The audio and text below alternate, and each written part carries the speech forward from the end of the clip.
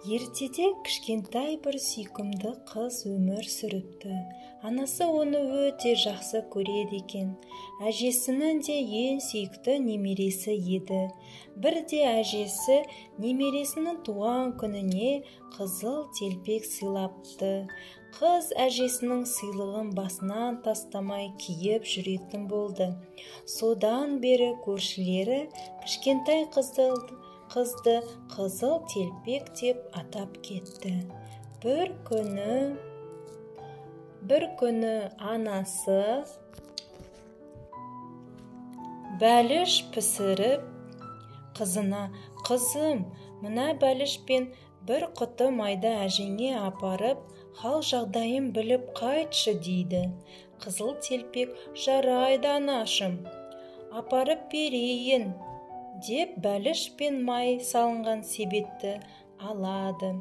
Анасының сөзіне кетпейтін қызыл телпек әжесіне аттанады.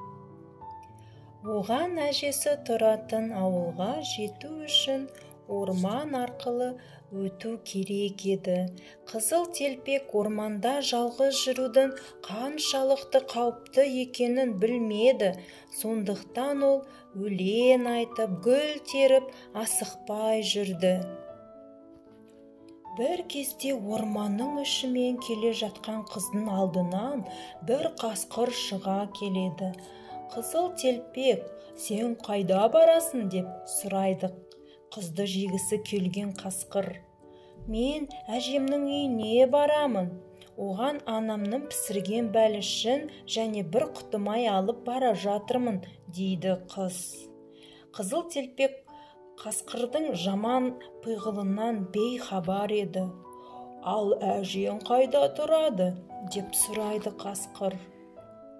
«Әжембе ол орманның ар жағындағы ауылда, ауыл шетіндегі диірменнің жанында, диірменнің жанындағы бірінші үйде тұрады» дейді. Қызыл телпек қасқырға әжесінің тұратын жерін дәл айтып береді. Бұл кезде жақын маңда отыншылар ағаш кесіп жатқан болатын. Қасқыр сол отыншылардың даусын естіп, қызға тиіспейді. Қызыл телпектің әжесінің тұратын жерін біліп алған, ол алдымен әжесін жемек болады. «Жарайды, мен де сенімен бірге сол ауылға барып, әжеңнің жағдайын сұрап қайтайын. Кел екеуміз жарысайық. Әжеңе қайсымыз бірінші жетер екенбіз? Сен мына жолмен бар, мен ана жолмен жүрейін» деп қасқыр өзіне ауылға апарар төте жолды таңдап алады. Қасқырдың ұсынысына келіскен қыз ұзақ жүретін жолға түседі. Ол жол жөнекей, асықпай гүл теріп келеді. Ал қасқыр алды-артына қарамай тура ауылға қарай бет алады. Қызыл телпектің әжесінің үйіне осылай ерте жеткен ол есікті қағады. «Тоқ, тоқ, тоқ, бұл кім?» деп сұрайды әжесі. Қасқыр даусын жіңішкелетіп: «Әже, бұл мен ғой, немере қызым қызыл телпек. Мен сізге қонаққа келдім. Анамның пісірген бәліші мен бір құты майын алып келдім» дейді.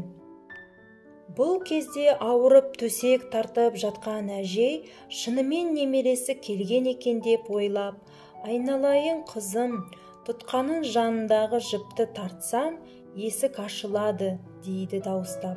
Қасқыр жіпті тартып қалады. Сол кезде есік ашылады. 3 күн аш жүрген қасқыр баса көктеп кіріп келеді. Ашқарақтанып бірден әжейді бүтіндей жұта салады. Содан соң есікті жауып, басына әжейдің қалпағын киіп, көзіне көзілдірігін тағып, төсегіне жатады да қыздың келуін күтеді. Сәлден соң есікті қызыл телпек те қағады.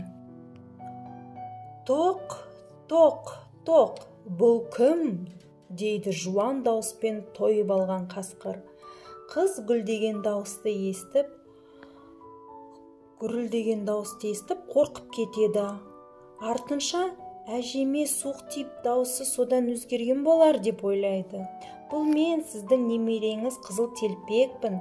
Мені сізге анам жіберді, бәлішпен бір құты май алып келдім. Қасқыр дауысын өзгерте қойып, жіңішке дауыспен: Тұтқаның жанындағы жіпті тарта қой қызым, сонда есік ашылады, дейді. Қыз жіпті тартады, есік ашылып, үйге кіреді. Көрпемен бүркеніп жатқан қасқыр оған: Қызым, себетті үстелдің үстіне қойып, өзің менің қасыма кел, дейді. Қызыл Телпек бәліш пен майды қойылған құты салынған себетті үстелдің үстіне қойып, қасқырдың жанына жақындайды. Қасқыр енді: Жолдан шаршаған боларсың, қасыма кеп жата ғой, дейді. Әжем деп ойлаған Қызыл Телпек қасқырдың жанына жатады. Әже, сіздің қолыңыз неге үлкен деп сұрайды. Сені қатты құшақтап басу үшін қызым.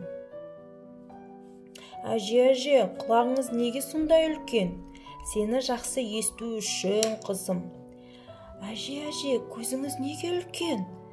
Сені жақсы көру үшін қызым. Әже, тісіңіз неге сондай үлкен? Сені тезірек жеу үшін қызым-ау, деп Қызыл Телпекті бас салып аяғындағы кебісі Қызыл Телпегімен бірге жұта салады. Байғұс қыз айғайлап та үлгермейді. Бірақ бақытына қарай дәл осы сәтте үйдің қасынан бір отыншы өтіп бара жатқан еді. Отыншы қасқырдың дауысын естіп, үйдің терезесінен қарайды да, үйдің ішіне төсекте орнына қозғала алмай жатқан қасқырды көреді. Оның қампиған